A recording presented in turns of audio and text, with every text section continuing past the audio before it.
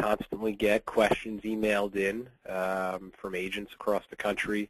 And, thought I would take the top 5 and just kind of try to review the answers with everyone and, hopefully bring a little insight to you to try to help you get to the next level with this stuff.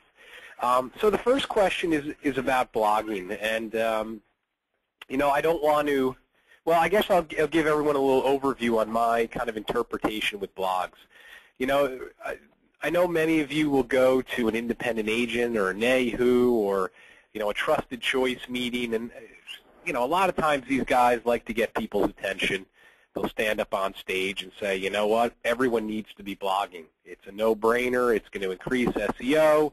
It's something that you want to get involved in, and it's something that, we suggest you do. And I get these calls all the time where an agent will say, I was told I have to blog, and they're all upset, and they don't know what to do. And the reality is blogging is so 2009. I know that sounds silly, but the reality is from 2000, maybe 7 to 2010, probably thousands, tens of thousands of blogs kind of popped up and really diluted the whole purpose. So I guess my point is who should be blogging? Well, people that should be blogging are agents that really just have a lot of opinions. You have a lot to say.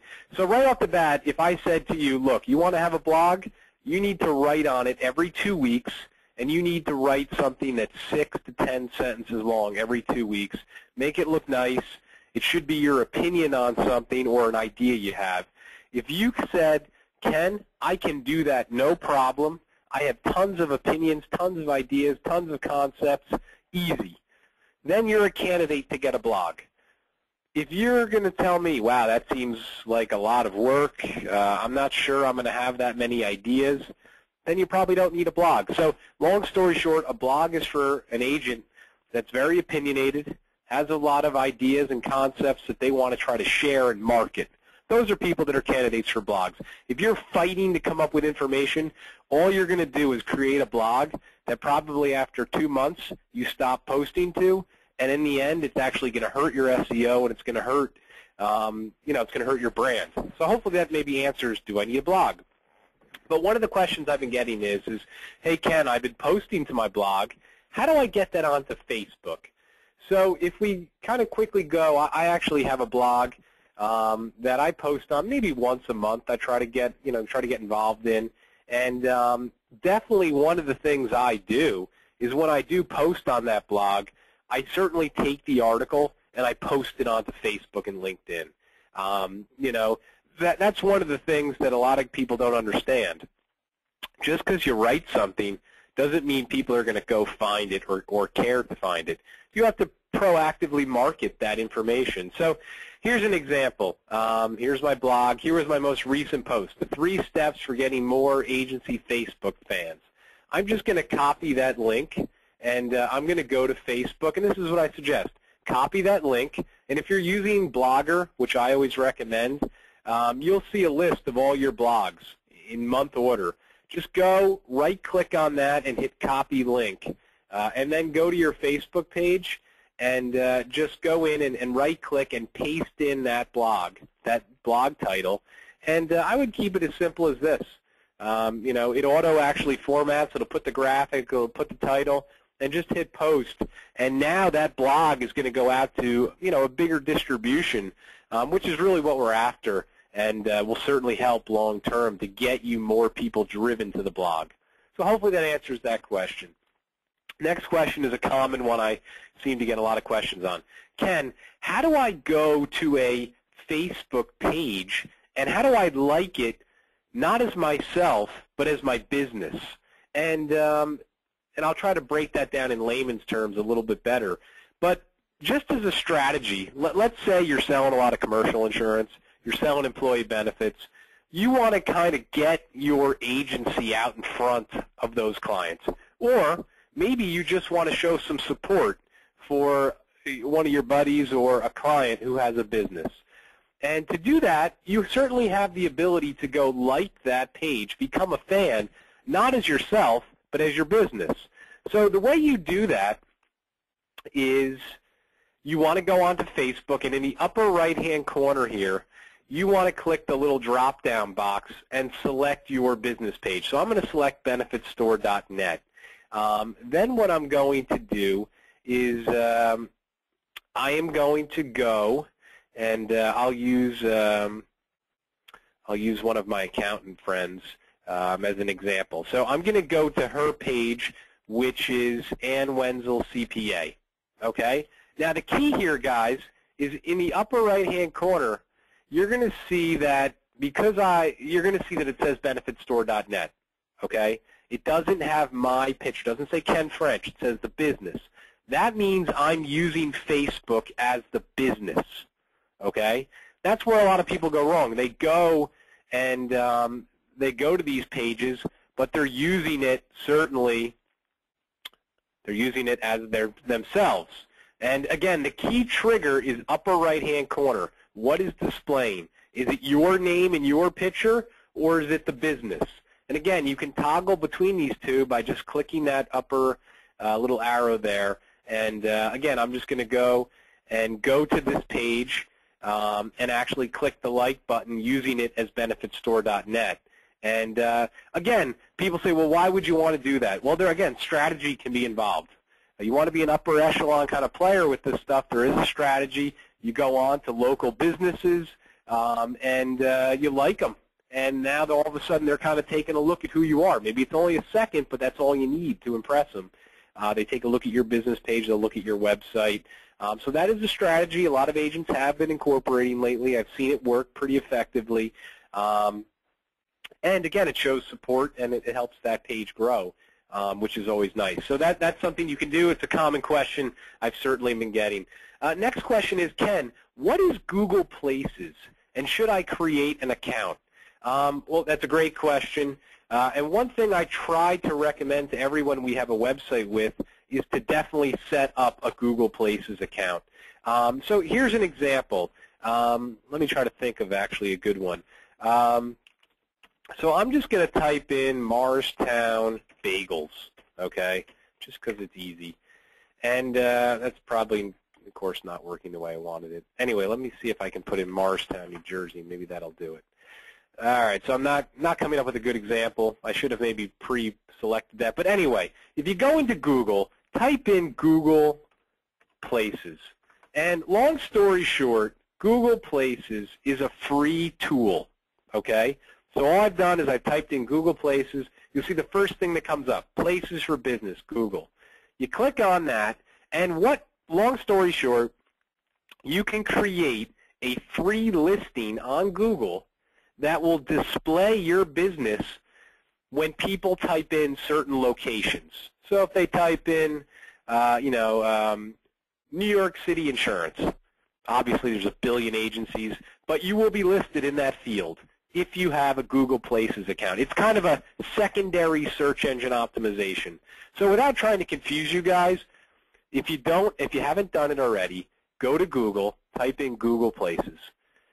Click the Get Started for free, and create an account. You'll have to log in if you have a Google account, or you'll have to create one. Go in there, type in your agency, and here's my one tip. It may take 10 or 15 minutes by following this tip, but it's worth it. And my tip is set up a complete profile. Put a summary in. Put your address in. Try to list as many of the state towns and counties you're listed in. Make sure you put your website address in and submit it. Now, here's another key. When you submit it, Google's going to say, okay, to verify your company's existence, we're going to send you a postcard in the mail that's going to take 2 weeks to come with a PIN number. Yeah, that's going to happen, guys. You're going to actually have to wait 2 weeks, and you're going to get this thing in the mail. It's important that you get it and that you go back to Google when you get it and you type in that PIN number. That'll verify your account and activate it. A lot of people, for whatever reason, they don't take, they forget about it, and they throw away the PIN number, and they never activate their account. It's a costly mistake. So long story short, I get a lot of questions about Google Places. It's becoming very important. I would go in and set up a free account. All it's going to cost you is maybe 15 minutes of your time. Then keep an eye out for that postcard you're going to get with a PIN and activate it.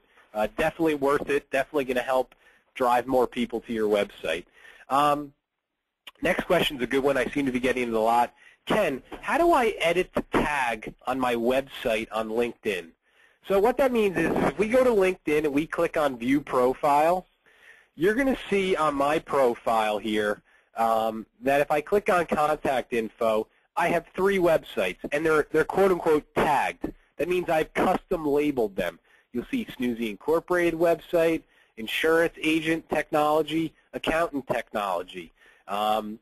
Yeah, I mean, I guess long story short, when you create a profile, let me see if I can find somebody as an example. I'm just going to randomly, you know what, let me just, well, I don't want to waste time. Anyway, my point is that when you initially set up your LinkedIn profile, it'll ask you for your web address.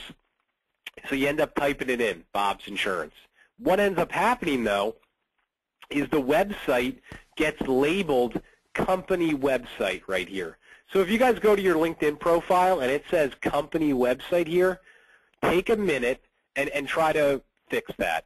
Go in and click on Profile, Edit Profile, and again, in the contact info, just click on the pencil next to website, and again, it'll look like this. It'll say company website.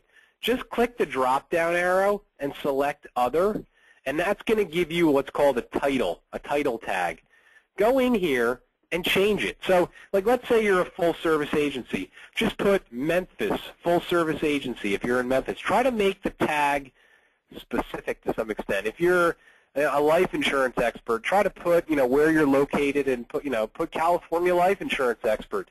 It's going to help you get more clicks. It's actually going to help the SEO of your site. So I highly suggest doing that. It takes 2 seconds. It's overlooked, but it's very important. And finally, Ken, where do I go on LinkedIn to enter just one email address of somebody I've recently chatted with if I want to connect with them? Good question. Again, one thing I've always been a proponent of and I always suggest is you want to be constantly connecting with potential clients. And a lot of times you go out to lunch with them, they'll send you an email, they'll give you a call, and in my opinion, the next step is to try to connect with them. It's what I call a virtual handshake. It's opening up your brand to them so they can learn more about you and kind of reiterate the fact that you're serious about doing business with them. So what you want to do is you want to go into LinkedIn right as you get their email address, click on Contacts, and then select Connections. In the upper right-hand corner here, you're going to see an Add Connections tab. Just click on that. And then in the upper right-hand corner, you'll see Any Email. Select that. And I know this is cumbersome. There's quite a few clicks, and this is why a lot of people don't know it.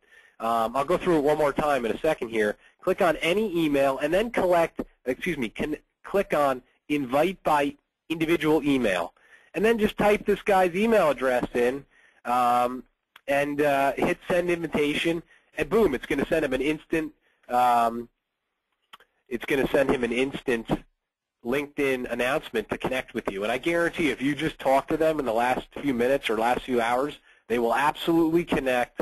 They will be on your profile viewing it.